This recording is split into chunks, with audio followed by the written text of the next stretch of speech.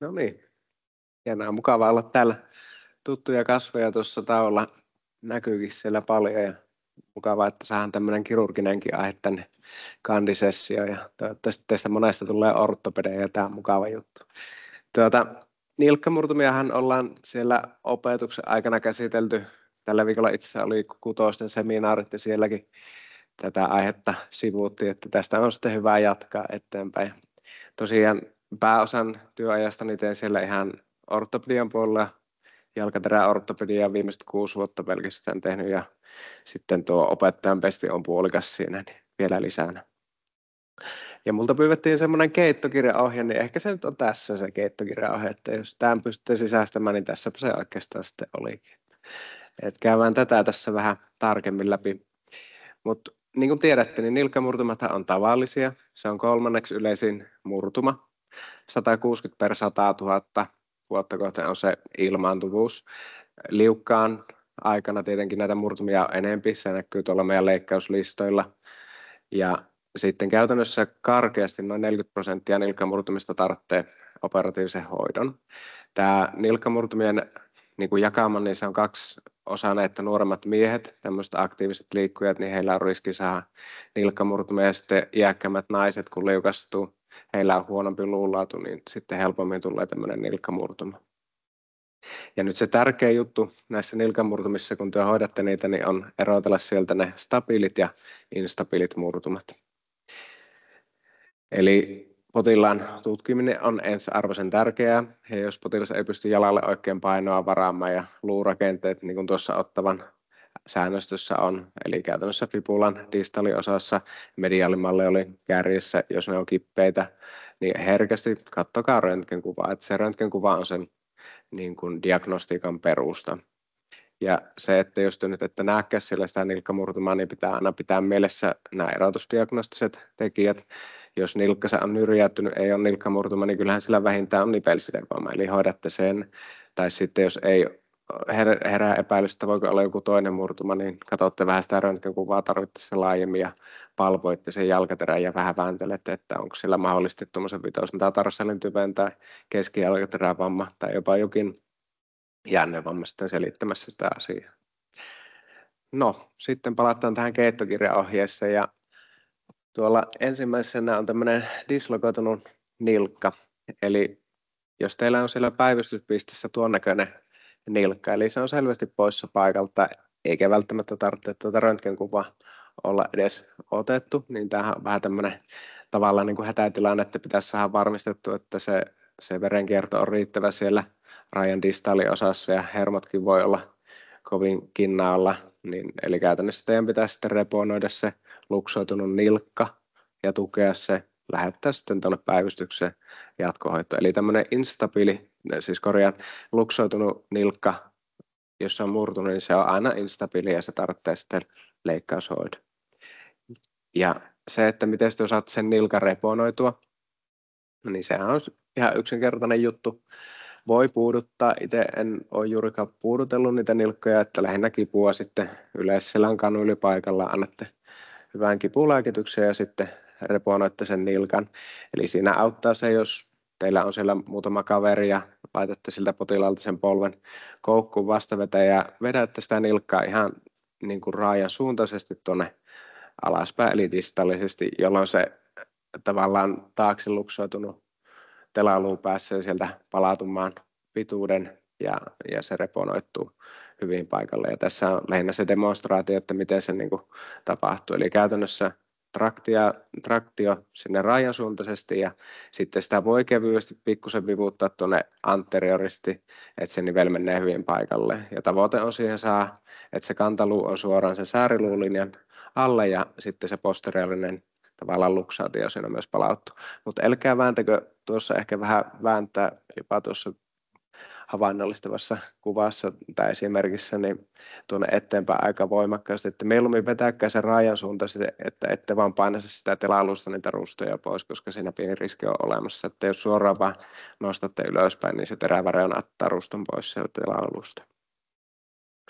Ja sitten, että miten se tuetaan, niin tässä on tämmöinen puumallinen lasta, tämä on ihan hyvä, sillä saa yleensä tuettua se nilkan riittävästi. Lääkintävahtimestari on siellä teille semmoisen apuna tekemässä ja voi siihen laittaa myös tuommoisen takalastan, jos se tuntuu, että se on hyvin instabiilisena AP-suunnassa se nilkka. Eli tämä on yksinkertaisuudessaan tämmöinen dislokoitunut nilkkamurtuma, eli se tarvitsee sitten leikata ja lähetätte meille jatkoarvioon. No sitten mennään eteenpäin. Tässä kaaviossa on pihjat malleolarimurtumat. Tässähän voi ajatella sillä tavalla, että kun siitä nivelhaarukasta on molemmat reunat rikki, eli pohjeluu on tuolta mennyt rikki ja sitten mediaalimalleoli on rikki, plus sitten takakolmiosta on lähtenyt, tai plus miinus takakolmio, niin yleensä nämä on aina epävakaita ja nämä tarvitsee sitten leikata. Eli silloin se nilkka antaa sivuuttaissuunnassa periksi ja se ei pelkästään sillä kipsihoidolla palaudu sitten riittävän hyvin, eli tarvitsee tuommoisen leikkaushoidon, niin kuin tässä on tehty, levytetty tuo fibula ja sitten laittu mediaalisti ruuvit. Eli tämmöisen kun näette, niin tuette sen sitten hyvin, hoidatte kipua ja lähette ravinnotta tuonne erikoissairaanhoidon päivystykseen. Meillä on sitten näitä leikkausvaihtoehtoja monta.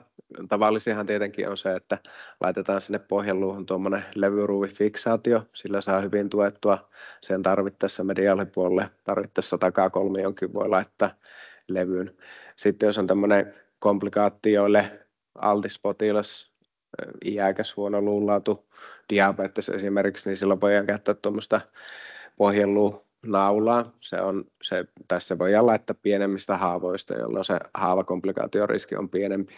Ja sitten jos on oikein hankala turvotus esimerkiksi, niin kuin tuossa vasemmalla alareunassa, niin me voidaan laittaa väliaikaisesti tuommoinen ulkoinen tukikehikko siihen, ja sitten kun turvotus on laskenut, niin sitten voidaan se nilkka leikata. Tai sitten jos on oikein huono tilanne, niin sitten on myös meillä tuommoinen rinkifiksaatiomahdollisuus, sillä vaan sitten tuommoisilla pienillä pinneillä tuetaan se murtumakappaleet sinne paikoille, esimerkiksi jos on tulehtunut se nilka-alue jo lähtötilanteesta tai avomurtuma. No joo, sitten mennään tuonne lateraalimalleolimurtumiin, eli jos siellä fibulan kärjessä on tuommoinen avulsiomurtuma, niin kuin näkyy tuossa röntgenkuvassa, niin nuo on aina stabiileja murtumia.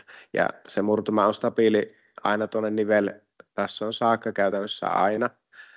Eli sen voi ottaa konservatiivisesti, mutta sitten jos se menee tuohon niveltason tässä yläpuolelle syndesmoosialueelle, niin silloin se voi potentiaalisesti olla epävakka. Eli tämä on se hetki, jolloin teidän pitää pikkusen miettiä eteenpäin tätä asiaa. Ja jos teillä on semmoinen potentiaalisesti epävakkaa murtuma, niin silloin pitäisi saada tämmöinen rasitustesti tehtyä siihen nilka-alueelle. Ja jos se rasitustesti on positiivinen, niin tarvitsee sitten leikata. Tai jos se ihan ensimmäinen kuva on jo tuommoinen selvästi dislokoitunut, tai siis instabiilinäköinen nilkkamurtuma, niin silloinkin voi potilaan laittaa suoraan leikkaushoitoon. Eli tässä vielä tätä samaa asiaa, eli käytännössä tämmöiset Weber A-tasoiset nilkkamurtumat, niin nehän on aina stabiileja, ja sitten osa näitä Weber B-tasoista murtumista, niin ne on stabiileja ja osa niistä, ja voidaan hoitaa konservatiivisesti. Ja tällä hetkellä se tavallisin yleisin hoitomuoto tähän konservatiiviseen hoitoon on tämmöinen saapasmallinen kipsi, joka onnistuu käytännössä niin kuin kaikissa terveyskeskuksissa ja päivystyspisteissä hyvinkin. Lääkintävahtimestari tekee sen. Ja jos olette sitten todennut, että tämä on stabiili nilkkamurtuma, niin sitten potilas on saa ruveta heti alusta lähtien sille jalalle varaamaan kivun sallimissa rajoissa tuon kipsin kanssa. Tai sitten jos on semmoinen ihan kärjen avulsiomurtuma, niin silloin voisi tämmöisellä kevyemmälläkin nilkkatuella lähteä sitä hoitoa jatkamaan eteenpäin. Silloin riittää yleensä vähän lyhyempikin hoitoaika, tuommoinen 3 viikkoa. Mutta sitten jos on tämmöinen tilanne, että stabiliteetin testauksessa onkin selvästi epävakkaa murtuma, niin sitten pitäisi sitä operatiivista hoitoa harkita. Ja tästä itse asiassa varmaan on tässä lähivuosina tulossa niin kuin vielä tarkennusta, kun tutkimuksia tulee uusia. Viime kesänä oltiin tuolla Euroopan ortopedian kokouksessa ja siellä oli norjalainen kaveri pitämässä esitystä ja hänellä oli alustavia tutkimuksia siellä, että periaatteessa rasitustestinä riittäisi ihan tämä kivun sallimissa rajoissa seisten otettu röntgenkuva siihen stabiliteetin luotettavaan testaukseen. Voi olla, että vähitellen mennäänkin siihen, mutta tällä hetkellä vielä tuo ulkorotaatiotesti on se, jolla sitä epävakautta testataan tuolla päivystyspisteessä.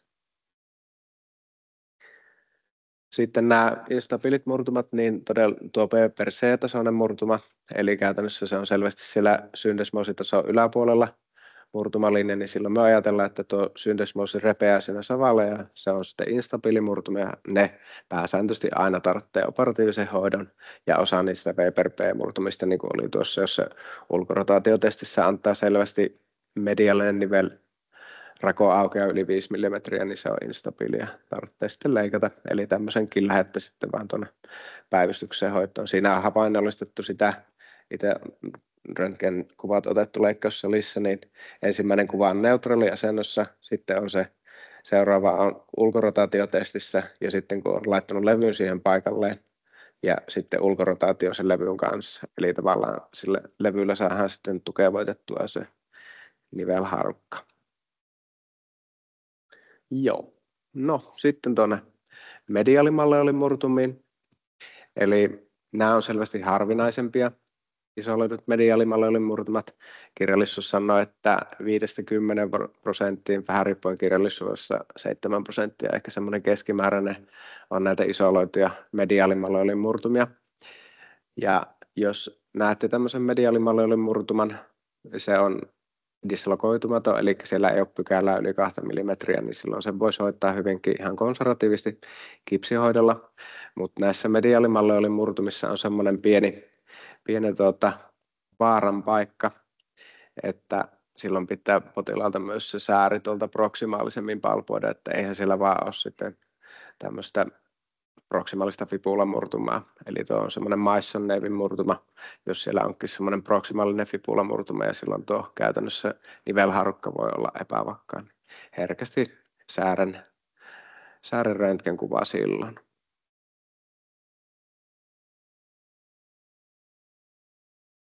No niin, sitten siitä jatkohoidosta. Eli käytännössä kun olette hoitanut konservatiivisesti sen potilaan siellä päivystyspisteessä, niin kipsi on jalassa, kivun sallimissa rajoissa, varaus näissä stabiileissa murtumissa, ohjeistetta potilaalle, että nämä on yleensä ihan hyvä ennusteisia murtumia ja sitten kipsihoidon jälkeen se nilkka on monesti aika jäykkä, sitä ei kannata säikähtää ja sitten kun se kipsi ottaa pois, niin siinä menee hetken aikaa, että se nilkka tavallaan totuuttelee siihen tilanteeseen ja sen tautta niitä potilaita olisi hyvä ohjeista, että paraisi sitten itse sinne fysioterapeutille ajaa, että pääsisi silleen tasapainoisesti askeltamaan ja vähitellen se hyvin kuntoutuminen etenemään. Ja meillä on sitten protokolla tuolla operatiivisesti hoidetuissa sillä tavalla, että nämä potilaat tulee, jos on semmoinen kiltimpi murtuma levytetty, niin pelkästään fysioterapeutille 6 viikon kohdalla kontrollikäynnille, silloin sieltä kipsi pois. Ja meistä joku tarkastaa sitten sen röntgenkuvaa, joka on otettu, että onko kaikki ihan ok, mutta varsinaisesti lääkärikontrollia ei ole siinä 6 viikon kohdalla rutiinisti. Mutta tietysti jos on tämmöinen hyvin hankala murtuma siellä, niin sitten tarvittaessa katsotaan 6 viikon kohdalla kontrolli ihan siinä lääkärinkin pakeilla, mutta kerron näille potilaille sitten, että kyllä se tämmöisen nilkkamurtuman leikkauksen jälkeen tahtoo mennä puoli vuotta vuosi, että se nilkka alkaa olla sen tuntunut, mikä siitä on tullakseen, että se vaatii kumminkin aikaa ja kärsivällisyyttä tämä nilkkamurtumien jatkohoito ja fysioterapeutti ohjeistaa nämäkin potilaat. No sitten vielä tähän niin kuin loppusanoina oikeastaan se, että kaikkihan ei päde aina ollenkaan ja ei me yksiviivaisesti välttämättä ei voi tälle keittokirjaohjetta antaa, että sitten paljon vaikuttaa myös potilaskohtaiset tekijät tähän jatkohoitoon. Eli jos on hyvin huonokuntoinen potilas, niin sitten ei välttämättä ole mielekästä lähteä operatiivisesti hoitamaan, vaikka olisi tämmöinen epävakka murtuma tai sitten jos on hankalia muita perussairauksia verenkierto-ongelmilta ja sitten kun operaatio on niin heikko, että ei pysty toteuttamaan mitään jatkohoito-ohjeita, niin silloin pitää aina tapauskohtaisesti arvioida näitä asioita. No joo, lyhyenä yhteenvetona, niin varmasti tuutte nilkkamurtumia kaikki hoitamaan, se on ihan hyvä ja teillä on semmoiset perusedellytykset siellä olemassa ja hirmu hyvät ohjeet on terveyssportissa ja työ pääsette niillä vallan hyvin pitkälle, että 60% on näitä stabiileja murtumia, jossa sitten tämmöinen saapaskipsi ja kivun sallimissa rajassa varaus onnistuu vallan hyvin ja sitten 40% on niitä, jotka tarvitsee lähettää meille tuonne päivystykseen jatkohoitoon ja sitten me leikata ne tarvittaessa. Ei näy kysymyksiä, itse asiassa ollaan aika lailla pykärässä. Kiitos Ville. Kiitos.